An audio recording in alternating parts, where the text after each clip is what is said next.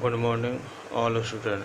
कक्षा 9th subject science lesson number 5 जीवन की मौलिक इकाई में पार्ट्स 4th में हम पढ़ रहे हैं केंद्रक। केंद्रक क्या होता है? केंद्रक का ये है चित्र।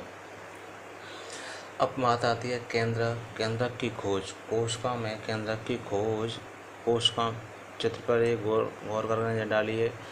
चित्र में यह है, बीच में क्या रहता है? केंद्र द्रव्य रहता है। ये है क्रोमेटिन पदार्थ, जो धागे नुमा रचना होती है उसको क्रोमेटिन पदार्थ कहते हैं। बीच वाले स्थान को पैरा न्यूक्लियर स्थान, ये अंतः केंद्रीय स्थान, बाह्य केंद्र की झिल्ली, राइबोसोम केंद्र का केंद्रक द्रव्य होते हैं। तो कोशिका में केंद्रक की खोज। कोशिका में केंद्रक की खोज। कोशिका में केंद्रक की खोज। वो कह रहा है कोशिका में केंद्रक की खोज रॉबर्ट ब्राउन ने की थी। किसने की थी? रॉबर्ट ब्राउन ने की थी। कोशिका में केंद्रक की खोज रॉबर्ट ब्राउन ने की थी। ओके, रॉबर्ट ब्राउन ने कोशिका में केंद्रक की खोज की थी 1831 में। 1831 में ऑकड़ पादप की कोशिका में इसकी खोज की थी। मतलब केंद्रक की खोज रॉबर्ट ब्राउन ने 1831 में ऑर्किड पादप की कोशिका में की थी। अब बात आ रही है केंद्रक क्या होता है? कोशिका द्रव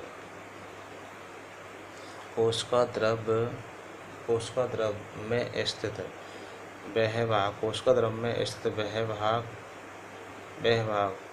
जो जीव द्रव्य, कोशिका द्रव में स्थित वह भाग जो जीव द्रव्य की क्रियाओं का संचालन करता है। जीव द्रव्य की क्रियाओं का संचालन करता है, उसे क्या कहते हैं? मतलब कोशिका द्रव का वह भाग, कोशिका द्रव में वह भाग जो जीव द्रव्य की क्रियाओं का संचालन करता है, उसे केंद्रक कहते हैं। उसे केंद्रक क्या बोलते हैं? केंद्रक कहते हैं या केंद्रक कहलाता है। इसे कोशिका का नियंत्रण केंद्र भी कहते हैं। इसे कोशिका का नियंत्रण केंद्र भी कहते हैं। इसे कोशिका का नियंत्रण केंद्र भी कहते हैं। ठीक, कोशिका के अध्ययन को कैरियोलॉजी कहा जाता है। कोशिका के अध्ययन को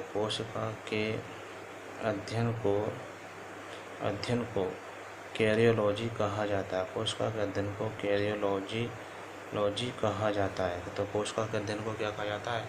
कैरियोलॉजी कहा जाता है। कोशिका के अध्ययन को कैरियोलॉजी कहा जाता है। तो कोशिका की खोज रॉबर्ट ब्राउन ने पादप ऑर्किड नाम में की थी 1831 में। तो कोशिका द्रव का विभाग जो जीव द्रव्य की क्रियाओं का संचालन करता है, उसे केंद्रक कहते हैं। इसे कोशिका का नियंत्रण केंद्र भी कहते हैं। कोशिका के अध्ययन को कैरियोलॉजी के नाम से भी क्या जाना जाता है। अब बात आती है प्राप्ति स्थान। प्राप्ति स्थान स्तनधारियों में आरबीसी में प्रबल चालना का छोड़कर सभी जीवित कोशिकाओं में पाया जाता है। प्राप्ति स्थान इसका यही है, मतलब ये इसको कहाँ से प्राप्त किया? प्राप्ति स्थान यह है स्तनधारियों में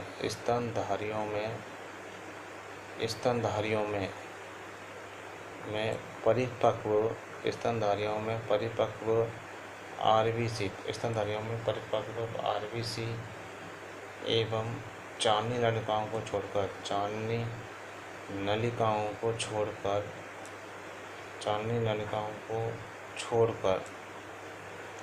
नलिकाओं को छोड़कर जीवित कोशिकाओं में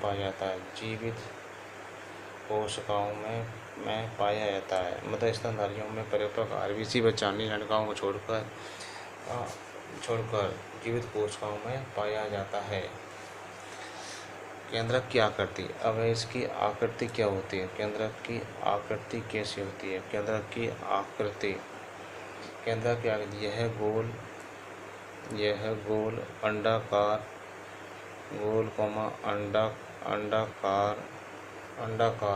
होता है। यह गोल अंडाकार होता है। इसका आकार अणुओं की संख्या एवं कोशिका की मात्रा पर निर्भर करता है। इसका आकार अणुओं की संख्या, इसका आकार अणुओं की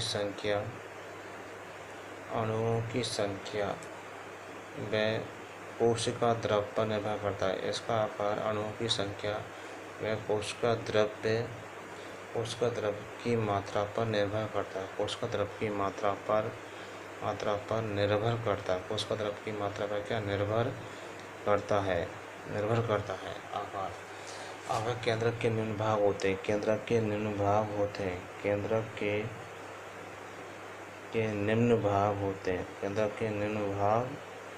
होते हैं। तो केंद्रक मतलब निम्न भागों से मिलकर बनता है। पहला है केंद्रक झिल्ली।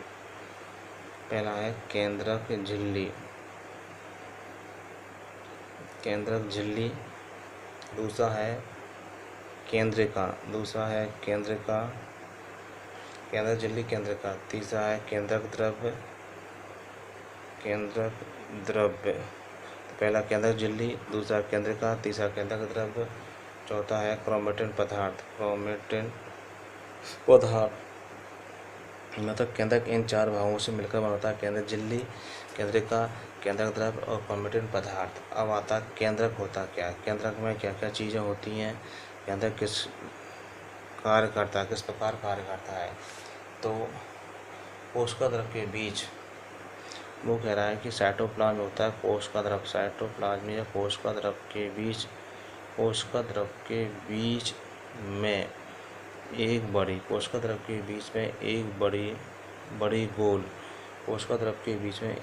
गोल संरचना पाई जाती है। कोशिका द्रव के बीच में एक बड़ी गोल संरचना पाई जाती है। इसके चारों ओर दोहरी परत होती है। इसके चारों दोहरी परत की एक क्या होती है, झिल्ली होती है। तो कोशिका द्रव के बीच में एक बड़ी गोल संरचना पाई जाती है। वो कह रहा है कि कोशिका द्रव के बीच में एक बड़ी गोल संरचना पाई जाती है। इसके चारों ओर दोहरी परत की एक क्या होती है, झिल्ली होती है। दोहरी परत की झिल्ली होती है जिसे केंद्रक कला या केंद्रक झिल्ली कहते हैं। उसे केंद्रक कला या केंद्रक झिल्ली कहते हैं। ठीक, इसमें केंद्रक में अनेक छिद्र पाए जाते हैं। इसमें अनेक केंद्रक छिद्र होते हैं। इसमें अनेक केंद्रक छिद्र होते हैं। इसमें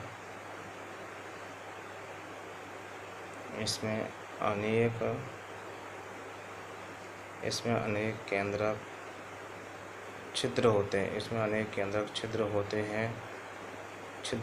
इसमें अनेक केंद्रक छिद्र होते हैं जिसे केंद्रकीय रंध्र कहते हैं। तो वो कह रहा है कि साइटोप्लाज्म के बीच में एक बड़ी गोल संरचना पाई जाती है जिसके चारों ओर दोहरी परत की झिल्ली होती है जिसे केंद्रक कला या केंद्रक झिल्ली कहते हैं। इसमें अनेक केंद्रक छिद्र होते हैं। मतलब कोश केंद्रक कला में अनेक केंद्रक छिद्र होते हैं जिसे केंद्रकीय रंध्र कहते हैं, जिनके द्वारा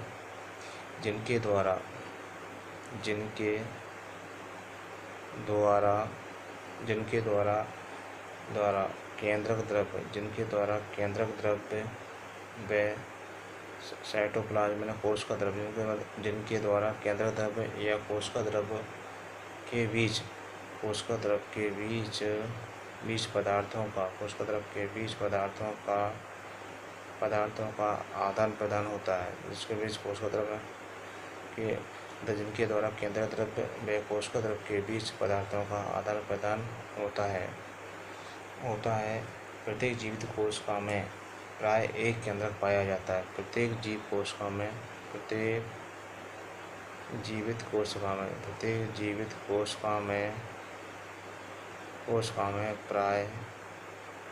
प्राय एक केंद्रक पाया जाता है। प्रत्येक जीवित कोशिका में प्राय एक केंद्रक पाया जाता है।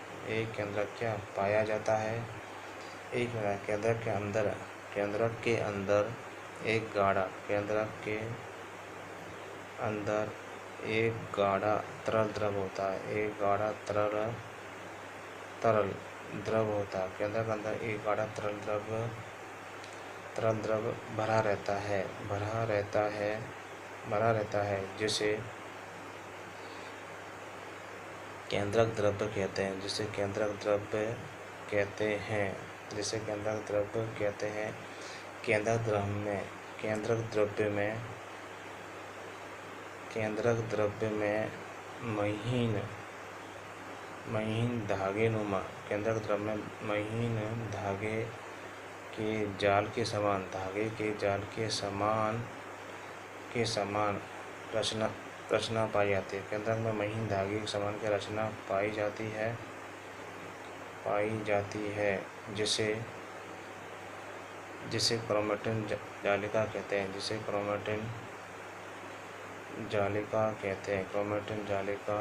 हैं। महीन धागेनुमा संरचना जो पाई जाती है उसे क्रोमैटिन जालिका कहते हैं, जिसकी खोज फ्लेमिंग ने की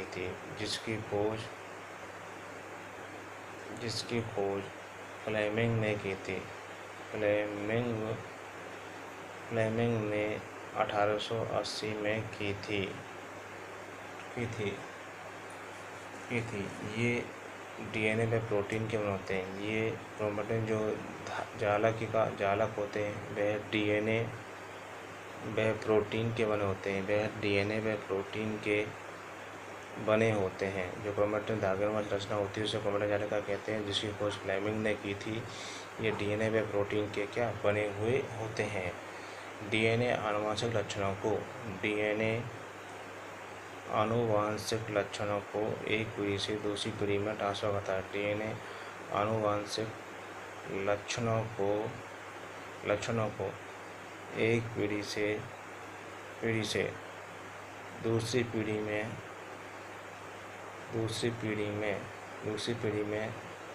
ले जाते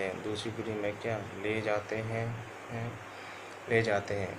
कोशिका विभाजन के समय कोशिका के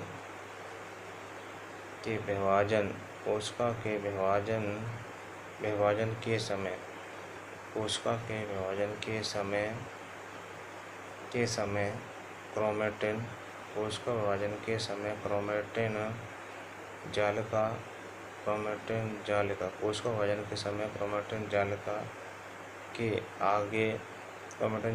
के आगे अलग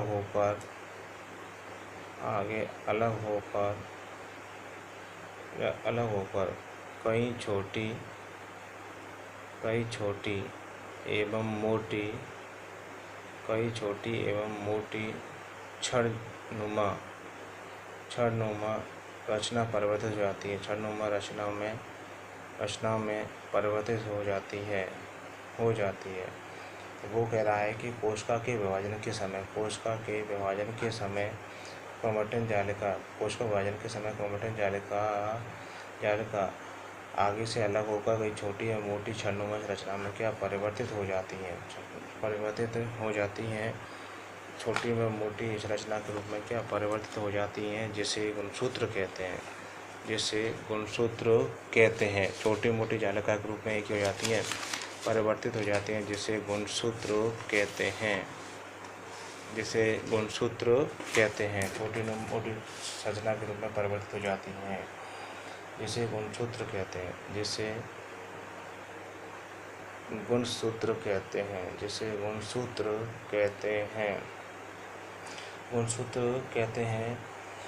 डीएनए अणु में कोशिका के निर्माण एवं संकट की सभी आवश्यक सूचनाएं होती हैं। डीएनए में जो डीएनए होता है, डीएनए में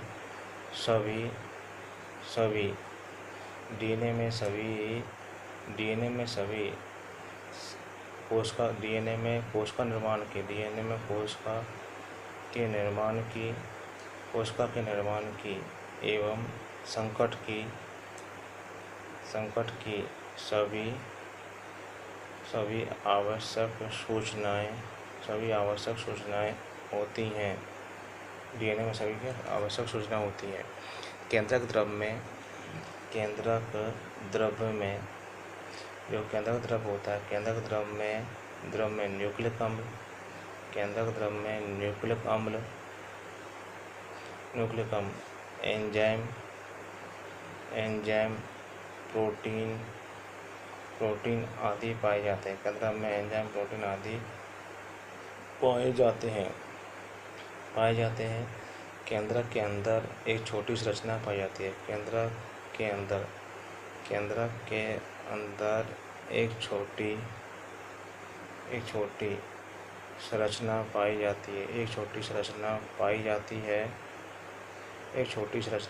जाती है जिसे केंद्रका कहते हैं। केंद्रका की खोज फोंटाना ने की थी। केंद्रका की खोज मिशन नाम की, मतलब केंद्रका की खोज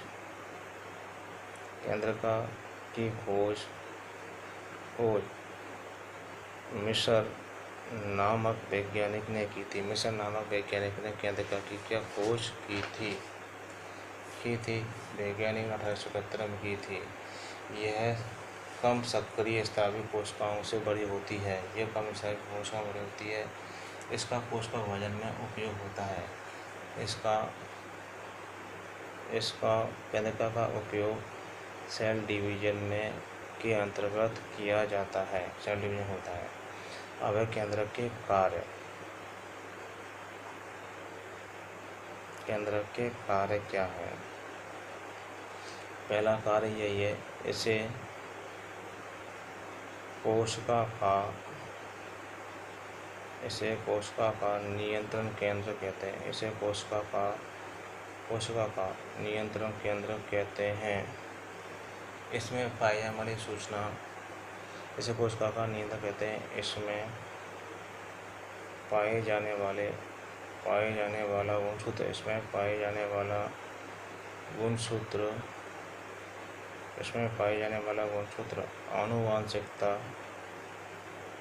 आनुवंशिकता के लक्षणों के वाहक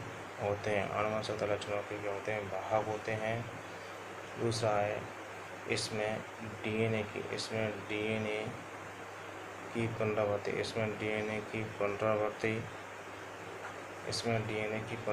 व अनुलेखन की क्रियाएं। इसमें डीएनए की पुनरावृत्ति में अनुलेखन की क्रियाएं केंद्रक में होती हैं। केंद्रक आरएनए का संश्लेषण करता है। तीसरा है, केंद्रक आरएनए का संश्लेषण करता है। चौथा, केंद्रक कोशिका की रक्षा करता है। केंद्रक कोशिका की रक्षा करता है। ठीक। और सेल डिवीजन, कोशिका विभाजन में सेल डिवीजन में क्या होता है? सहायक होता है। पांचवा है, कोशिका के अंदर होने वाली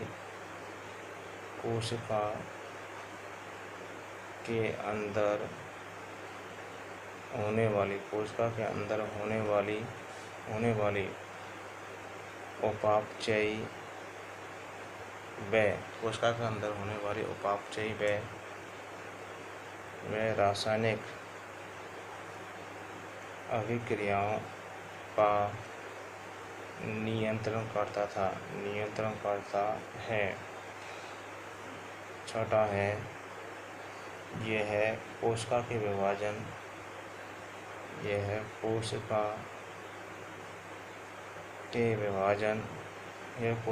विभाजन एवं परिपक्व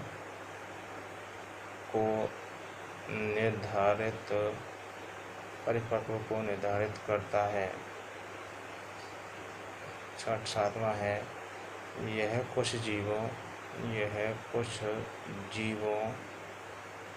में कोशिका जननों में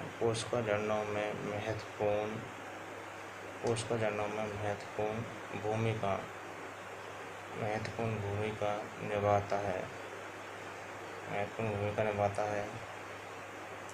आठवां है, केंद्रका द्वारा राइबोसोम का निर्माण होता है। केंद्रक के द्वारा राइबोसोम का निर्माण होता है। तो ये केंद्रक के क्या हैं, कार्य हैं। इसे कोशिका का नियंत्रण केंद्र भी कहते हैं। इसमें पाए जाने वाले गुणसूत्र और आनुवंशिकता लक्षणों के क्या होते हैं, वाहक होते हैं। यह डीएनए की पुनरावृत्ति में अनुलेखन की क्रियाएं क्या में केंद्रक में होती हैं। तो डीएनए की जो पुनरावृत्ति होगी, अनुलेखन ट्रांसक्रिप्शन जो क्रियाएं केंद्रक में होती हैं। केंद्रक आरएनए का संश्लेषण करता है। केंद्रक कोशिकाओं की रक्षा करता है और सेल डिवीजन में क्या होता है, सहायक होता है। कोशिका के अंदर होने वाली उपापचय व रासायनिक क्रियाओं पर यह नियंत्रण का कार्य करता है। यह कोशिका विभाजन व परिपक्व को क्या करता है, निर्धारित करता है। यह कुछ जीवों में कोशिका जननों में महत्वपूर्ण भूमिका निभाता है। और केंद्रक द्वारा राइबोसोम का भी क्या होता है, निर्माण होता है। इस प्रकार यह क्या है, केंद्रक की संरचना, प्राप्ति स्थान, उनके चित्र, केंद्रक के कार्यों के बारे में। तो केंद्रक में मुख्यतः 4 प्रकार की संरचनाओं से मिलकर बना होता है। केंद्रक जो होगा वह 4 प्रकार की संरचनाओं से मिलकर बना होता है। एक तो केंद्रक झिल्ली, केंद्रिका और केंद्रक द्रव और कम्यूटेंट पदार्थ। तो आज की वीडियो में फोर्थ जो वीडियो है केंद्रक की संरचना, प्राप्ति स्थान, केंद्रक की खोज व केंद्रक के बारे में और केंद्रक के कार्यों के बारे में वर्णन किया गया है। Thank you.